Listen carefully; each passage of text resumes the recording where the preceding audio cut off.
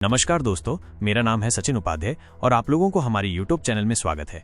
दोस्तों, मैं एक क्राइम स्टोरी चैनल चलाता हूं और आप लोगों को क्राइम वीडियो देखना पसंद है तो जल्दी से हमारी चैनल को सब्सक्राइब करें और बेल आइकॉन को प्रेस करें ताकि हमारी वीडियो आपके पास जल्दी पहुंच जाए। चलिए दोस्तों, देर न करते हुए वीडियो को शुरू करते हैं। विभा केवट की उम्र 24 साल थी। सामान्य कदकाठी की विभा देखने में सुंदर होने के साथ पढ़ने लिखने में भी होशियार थी। चूंकि उसके घर की माली हालत अच्छी नहीं थी, इसलिए पिछले 2 सालों से वो फैमिली दंत चिकित्सालय में अटेंडेंट की नौकरी कर रही थी। सतना के धावरी स्थित कलेक्ट्रेट रोड पर यह दंत चिकित्सालय डॉ आशुतोष त्रिपाठी का था। विभा का घर मल्लाह मोहल्ले में था। वो हर रोज सुबह 8 बजे घर से क्लिनिक के लिए निकल जाती थी और पेशेंट देखने में डॉ आशुतोष की मदद करती थी। दोपहर में वो लंच करने के लिए घर लौटती थी। लंच के बाद फिर वापस क्लिनिक में लौट आती थी। रात के 8 बजे डॉ आशुतोष त्रिपाठी क्लिनिक बंद करके कार से पहले विभा को उसके घर के पास छोड़ता, फिर अपने घर जाता था। ये विभा की रोज की दिनचर्या थी।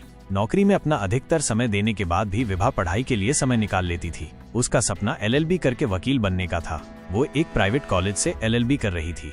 चूंकि घर की हालत सही न होने के कारण वो अपनी पढ़ाई के खर्चों को पूरा करने में असमर्थ थी, इसलिए पिछले 2 सालों से इस क्लिनिक में नौकरी कर रही थी। वो अपने काम से खुश थी और जिंदगी सामान्य ढर्रे पर चल रही थी। वो रोज की तरह घर से ड्यूटी पर गई थी। दोपहर के समय वो घर आई और लंच करके वापस ड्यूटी पर लौट गई।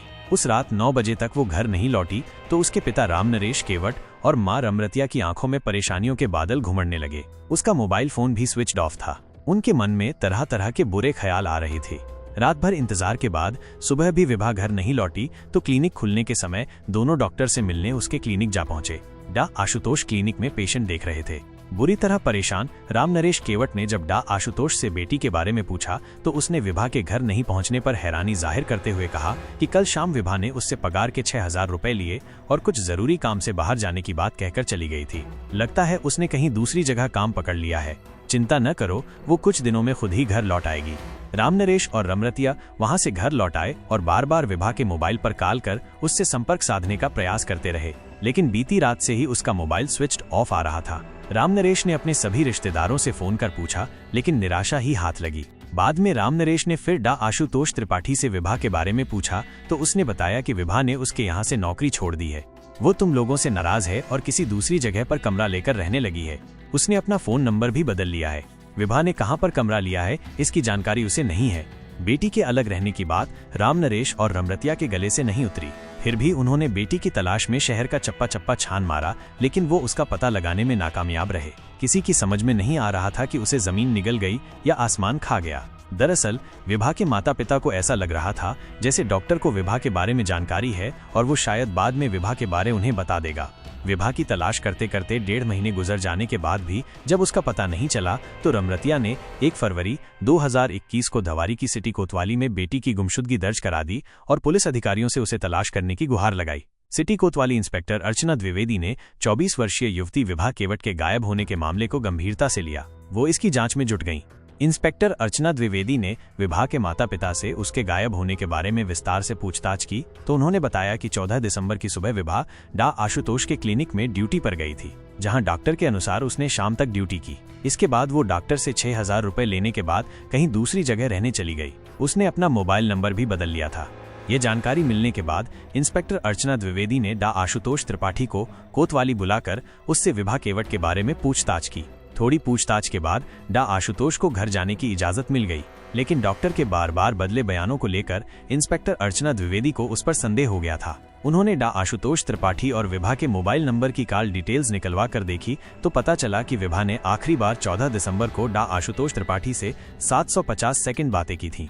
इसके बाद उसका मोबाइल स्विच्ड ऑफ हो गया था, जो फिर ऑन नहीं हुआ था। इसका मतलब था कि विभा के गायब होने का राज डॉ आशुतोष को मालूम था। इंस्पेक्टर अर्चना द्विवेदी ने डॉ आशुतोष त्रिपाठी को दोबारा थाने बुलाकर मनोवैज्ञानिक तरीके से कुरेदना शुरू किया तो वो ज्यादा देर तक नहीं टिक सका। उसने विभा के बारे में जो कुछ बताया उसे सुनकर अर्चना द्विवेदी आश्चर्यचकित रह गईं। उसने बताया कि दरअसल विभा का कत्ल हो चुका है और उसकी लाश एक गड्ढे में दबा दी गई थी। कत्ल की बात पता चलते ही इंस्पेक्टर अर्चना द्विवेदी ने डा आशुतोष को गिरफ्तार कर लिया और इसकी सूचना सतना के SP of city Vijay Pratap Singh को दी। 20 फरवरी 2021 शनिवार को एसपी सिटी विजय प्रताप सिंह, तहसीलदार अनुराधा सिंह, नायब तहसीलदार हिमांशु भलवी, यातायात थाना प्रभारी राजेंद्र सिंह राजपूत और इंस्पेक्टर अर्चना द्विवेदी आरोपी डा आशुतोष के साथ घटनास्थल पर पहुंचे, जहां पर विभा की लाश एक गड्ढे में दबी थी। डा आशुतोष की निशानदेही पर नगर निगम के श्रमिकों की मदद से गड्ढे की खुदाई की गई तो कुछ देर खुदाई के बाद उसमें से एक कुत्ते की लाश निकली। कुत्ते की लाश को बाहर निकालने के बाद थोड़ी और खुदाई की गई तो वहां एक युवती की लाश दिखाई पड़ी। लाश को बाहर निकाला गया। लाश के गले में एक दुपट्टा तथा कमर के नीचे लोअर मौजूद था। रामनरेश केवट और उसकी पत्नी रमृतिया को लाश दिखाई गई तो दोनों ने कपड़ों के आधार पर उसकी पहचान अपनी बेटी विभा केवट के रूप में की। शिनाख्त हो जाने के बाद लाश पोस्टमार्टम के लिए भेज दी गई। डा आशुतोष के बयान और पुलिस की तहकीकात के आधार पर विभा केवट हत्याकांड के पीछे एक सनसनीखेज कहानी उभर कर सामने आई। सतना के धावरी इलाके में चांदमारी रोड मंगल भवन के पीछे अंग्रेजी के शिक्षक नरेंद्र त्रिपाठी अपने परिवार के साथ रहते थे। वो राजकीय कन्या विद्यालय धावरी में नौकरी करते हैं। उनके 2 बेटे हैं। बड़ा बेटा अभिषेक त्रिपाठी छत्तीसगढ़ के रायपुर शहर स्थित एक रियल एस्टेट फर्म में बतौर फाइनेंस मैनेजर कार्यरत है। दूसरा बेटा आशुतोष डेंटिस्ट है। 2 साल पहले आशुतोष को अपने क्लिनिक के लिए एक अटेंडेंट की जरूरत थी। मल्लाह मोहल्ले में रहने वाले रामनरेश केवट की दूसरी बेटी विभा को जब इस नौकरी बारे में पता चला तो उसने डा आशुतोष से मिलकर उसके यहाँ काम करने की इच्छा जाहिर की।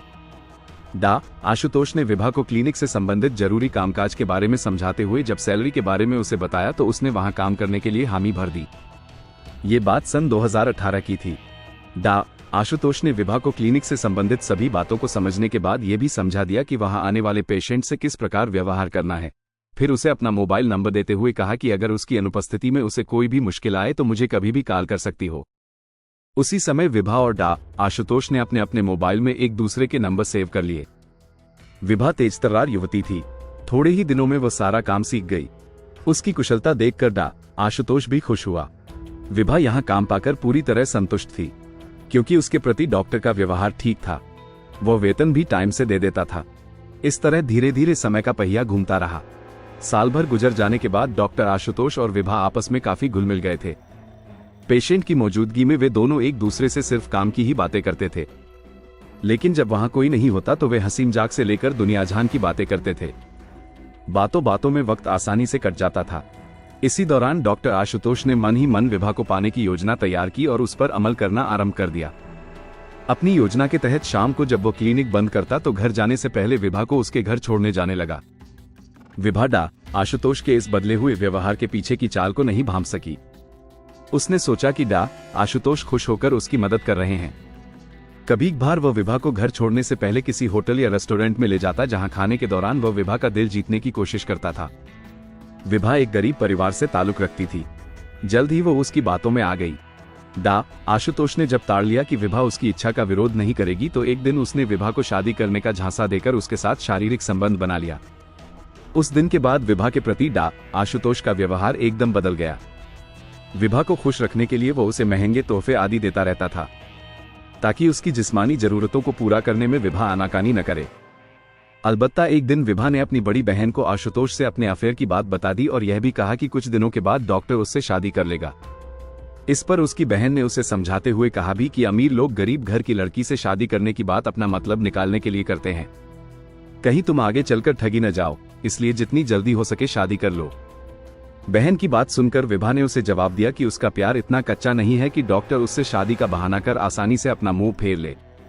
उस वक्त कहने के लिए तो विभा ने बड़े ही आत्मविश्वास के साथ अपनी बड़ी बहन को जवाब दे दिया, लेकिन उसी दिन उसने मन में ठान लिया कि वो डॉक्टर से जल्द शादी करने को कहेगी। इसके बाद जब भी आशुतोष विभा को शारीरिक संबंध बनाने के लिए राजी करने की कोशिश करता तो वो उससे पहले शादी करने की बात करती। इतना ही नहीं, जब भी दोनों क्लिनिक में अकेले होते वो उससे शादी करने का दबाव डालना शुरू कर देती थी। आशुतोष एक बड़े परिवार से ताल्लुक रखता था। समाज में उसकी अपनी अच्छी खासी हैसियत थी। उसने तो केवल विभा के साथ मौजमस्ती करने के लिए उससे शादी की बात कही थी। वास्तव में उसने दिल से कभी विभा से शादी के बारे में सोचा तक नहीं था। इसलिए जब विभा ने उस पर शादी का अधिक दबाव बनाना शुरू किया तो 14 दिसंबर 2020 को आशुतोष ने बात बढ़ जाने पर विभा की गला घोंटकर हत्या कर दी। उस समय क्लिनिक में उन दोनों के सिवा कोई नहीं था। विभा की हत्या करने के बाद आशुतोष ने उसकी लाश एक बोरी में डालकर क्लिनिक के अंदर ही एक कोने में रख दी। अगले दिन वो क्लिनिक में पेशेंट का इलाज करते हुए मन ही मन विभा की लाश को ठिकाने लगाने की तरकीब सोचता रहा। दोपहर के बाद उसने कुछ मजदूरों को बुलाया और क्लिनिक के पीछे बारिश का गंदा पानी जमा करने की बात कहकर एक 6 फुट गहरा गड्ढा खुदवाया। रात को उसने विभा की लाश गड्ढे में डालकर उसके ऊपर नमक डाला, फिर उस पर थोड़ी मिट्टी डाल दी। इसके बाद कहीं से उसने एक कुत्ते की लाश का इंतजाम किया। कुत्ते की लाश को उसी गड्ढे में डालने के बाद उसने उसके ऊपर अच्छी तरह मिट्टी भर दी। कुत्ते की लाश गड्ढे में इसलिए डाली गई कि ताकि विभा की लाश की बदबू आसपास फैलने पर अगर लोग बदबू उठने का कारण पूछे तो वह सबको बता सके कि वहां कुत्ते की लाश दबाई गई है। इस तरह विभा की लाश इस गड्ढे में दबी होने की बात उजागर नहीं होगी। लेकिन पुलिस को विभा की अंतिम काल और उसके मोबाइल फोन की लोकेशन के आधार पर आशुतोष के ऊपर शक हो गया। जब उससे थोड़ी सख्ती बरती गई तो उसने सारा सच उगल दिया। विभा की लाश का डीएनए टेस्ट कराने के लिए सैंपल भी सुरक्षित रख लिया गया ताकि तय हो सके कि लाश विभा की ही थी। विभा की लाश की बरामदगी के बाद इस मामले में हत्या और साजिश की धारा 302, 201 जोड़ दी गई। पुलिस ने आशुतोष त्रिपाठी से पूछताछ करने के बाद उसे गिरफ्तार कर सतना की अदालत में पेश किया गया, जहां से उसे न्यायिक हिरासत में भेज दिया गया।